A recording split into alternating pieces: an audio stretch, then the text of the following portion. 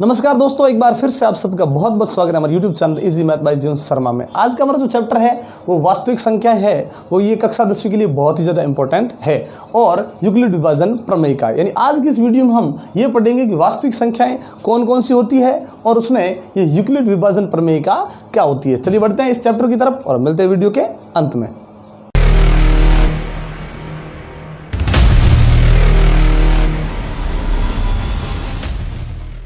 आज के चैप्टर में सबसे पहले ये पढ़ते हैं कि वास्तविक संख्याएं कौन कौन सी होती हैं। तो देखिए, इससे पहले भी हम संख्याओं के लिए एक वीडियो लेकर आए थे। वो वीडियो अगर आपने नहीं देखी है तो उसकी लिंक नीचे डिस्क्रिप्शन में दी गई है, उस वीडियो को आप ज़रूर देखें ताकि हमें पता चल जाएगा कि वास्तविक संख्या कौन कौन सी होती है और उसमें क्या क्या होता है।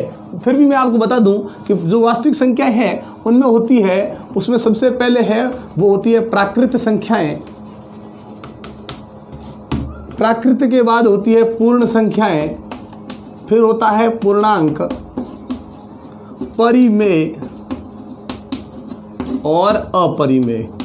ये जितनी भी संख्याएं हम पढ़ रहे हैं ये संख्याएं पूरी की पूरी वास्तविक संख्याएं होती हैं और इनके बारे में विस्तारित ज्ञान अगर हमें चाहिए तो वो हम इससे पहली वीडियो में ला चुके हैं और उसकी लिंक है वो नीचे डिस्क्रिप्शन में दी गई है, उसे ज़रूर एक बार देखें और इनके बारे में पढ़ें। चलिए, ये तो हो गई वास्तविक संख्याएं। अब ये यूक्लिड विभाजन प्रमेय का क्या होती है। 10वीं कक्षा के जो विद्यार्थी होते हैं वो बहुत ही ज़्यादा कन्फ्यूज़न में रहते हैं कि ये क्या चीज़ होती है। उन्हें ये लगता है कि ये कोई नई चीज़ है जो हमें रटनी पड़ेगी, लेकिन मैं आपको एक सरल तरीका बताता हूँ और आपको ये बता देता हूँ कि ये यूक्लिड विभाजन प्रमेय का जो है वो देखा जाए तो 10वीं में आई है, लेकिन वास्तव में ये 10वीं क्लास की ना होकर ये हमने तीसरी चौथी से पहले भी ये पढ़ चुके हैं। तीसरी कक्षा या चौथी कक्षा से पहले, मतलब दूसरी कक्षा में भी हम ये पढ़ चुके हैं। अब आप कहोगे सर हमने ये कब पढ़ी और अगर दूसरी में आ गई तो ये 10वीं क्लास में आई तो कैसे आई। तो मैं आपको बता दूं कैसे आई थी। मान लीजिए कि हम अगर चौथी क्लास में होते और हमें अगर इस प्रकार से भाग दे दिया गया होता। देखिए, मैं आपको पूरा आराम से पूरा आसानी से समझाऊंगा शुरू से लेकर अंत तक। तो करना कैसे, देखिए यूक्लिड विभाजन प्रमेय का बनी कैसे उसके बारे में समझाते हैं। मान लीजिए कोई इस प्रकार से भाग आ गया, ये भाग है, मान लीजिए छोटा सा भाग करते हैं हम कि 7 का भाग देना है 25 में, भाग दिया। उसी प्रकार मैंने बताया ना अभी, अब हम मान लीजिए अब कितनी क्लास में, तीसरी या चौथी क्लास में है और हमें ये भाग करना है। तो 7 ये कितने हो गए, 21 हो गए, फिर माइनस किया 25 में 21 चले गए, कितने रह गए, 4। अब इन सभी के नाम लिखने हैं। ये जो 4 है, ये 4 क्या है, शेषफल है, ठीक है। ये जिसका भाग दिया वो होता है भाजक, और जिसमें भाग दिया वो होता है भाज्य। ये दोनों चीज़ तो प्रश्न में होती है और ऊपर जो प्राप्त हुआ वो भाग का फल है, इसलिए इसे कहेंगे भागफल। यानी भाग करने के बाद जो ऊपर इस प्रकार से हमें जो संख्या मिली ना, ये तो हो गई भागफल।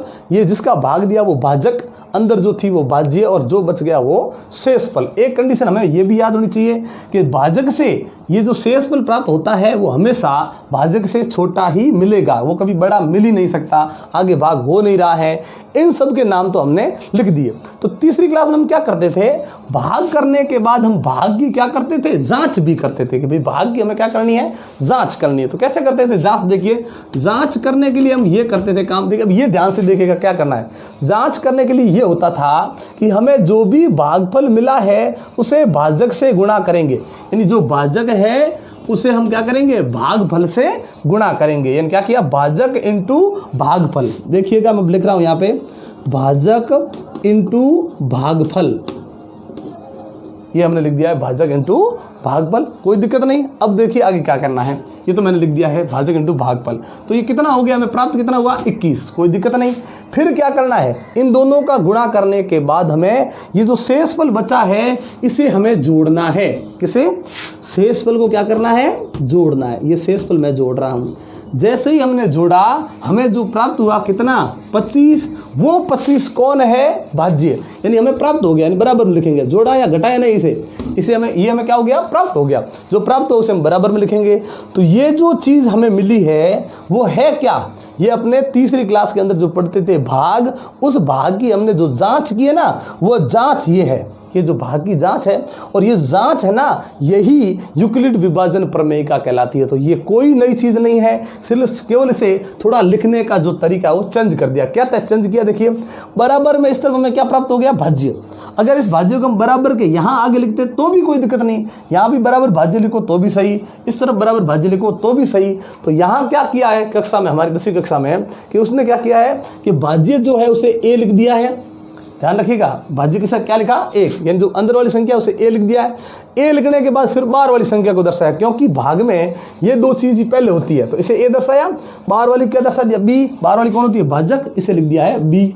फिर क्या किया, इसे भागफल और शेषफल, तो ध्यान रखिए भाग देने के बाद ये दोनों तो पहले थी तो a और b लिख दिया, फिर ये आई, फिर ये आया, शेषफल सबसे अंत में, ध्यान रखें।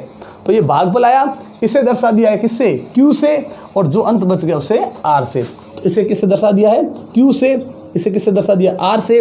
भाजक और भागफल के बीच में गुणा का चिन्ह लिखने की जरूरत नहीं, गुणा तो, लेकिन इन दोनों के बीच में ये क्या लिखा है, प्लस, तो लिखना ही पड़ेगा, तो और बराबर में हमें मिल जाएगा। तो ये जो मिला है BQ प्लस R बराबर A, इसे इस प्रकार से लिख देते हैं कि A बराबर BQ प्लस R। ये जो चीज़ बनी है इसे ही यूक्लिड विभाजन प्रमेयिका कहते हैं। तो ध्यान रखें, इसे हमें किसी प्रकार से ये नहीं सोचना है ये है वो कोई अलग चीज़ होगी, अलग चीज़ तो ये है ही नहीं। लेकिन अभी हमने क्या बताया था कि भाजक से ये शेषफल है वो छोटा होता है। तो यहाँ पे देखिए ये है अपना भाजक और ये कौन है, शेषफल। तो ये लिखने के बाद हमें ये ज़रूर याद रखना है कि इस r का जो हमें मान मिलेगा वो हमेशा b से छोटा ही मिलेगा, बराबर भी नहीं मिल सकता। कैसा मिलेगा, हमेशा छोटा ही मिलेगा। तो देखिए ना b, ये r, तो r कौन है, शेषफल है, ये चिन्ह लगाया, b क्या है इसमें, बड़ा। ये जो चिन्ह लगता है ना इस प्रकार से, इस तरफ खुला है तो ये बड़ी संख्या, मतलब ये b, यानी भाजक जो होगा वो हमेशा बड़ा होगा,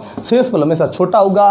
बाकी वाली संख्याओं में कोई संबंध नहीं देखना कि बड़ी होगी या छोटी होगी, लेकिन ये जरूर याद रखना है कि भाजक से ये जो शेषफल मिलेगा वो हमेशा छोटा ही मिलेगा। मान लीजिए यहाँ पे इस प्रकार से कोई आ गया, a बराबर 4q प्लस यहाँ पे लिख दिया r, और फिर हमें पूछा जाए कि r का क्या मान हो सकता है, तो हम भी सोच सकते हैं कि ये किसका मान है, b का। तो r का जो मान आएगा वो b से छोटा ही आएगा, मतलब 3 हो सकता है, 2 हो सकता है, 1 हो सकता है और 0 भी हो सकता है। भाग में शेषफल कभी माइनस में नहीं आता था, ध्यान रखें, और इस प्रकार से लिखते थे। तो 3, 2, 1, 0 ये हो सकता है। तो यूक्लिड विभाजन प्रमेयिका कोई नई चीज़ नहीं, वही जो हम भाग की जांच करते थे वही यूक्लिड विभाजन प्रमेयिका होती है। तो ये है, हमने पूरा समझा दिया आपको यूक्लिड विभाजन प्रमेयिका। आज की वीडियो आपको कैसी लगी ये हमें कमेंट बॉक्स में लिखकर जरूर बताएं। अगर अच्छी लगी हो तो लाइक और शेयर कर दें, और अपने दोस्तों के साथ शेयर करना ना भूलें, क्योंकि ये 10वीं क्लास के लिए बहुत ही ज़्यादा इंपॉर्टेंट है, और ये जो टॉपिक है वो बच्चों को बहुत ही ज़्यादा कन्फ्यूज़ करता है, इसलिए सबके साथ शेयर जरूर करें। एक बार आप सबका बहुत बहुत धन्यवाद हमारे चैनल को सब्सक्राइब करने के लिए और हमारे वीडियोस को लगातार देखने के लिए। लेकिन अगर आप हमारे चैनल पर नए हैं तो पहले हमारे चैनल को सब्सक्राइब कर लें और बेल आइकन जरूर दबाएं, ताकि जब भी हम इस प्रकार के इंटरेस्टिंग वीडियो आपके सामने लेकर आए नोटिफिकेशन आपको मिलती रहे। तो चलिए इसी प्रकार के इंटरेस्टिंग वीडियो देखने के लिए जुड़े रहे हमारे साथ। तब तक के लिए नमस्कार, जय हिंद, जय भारत।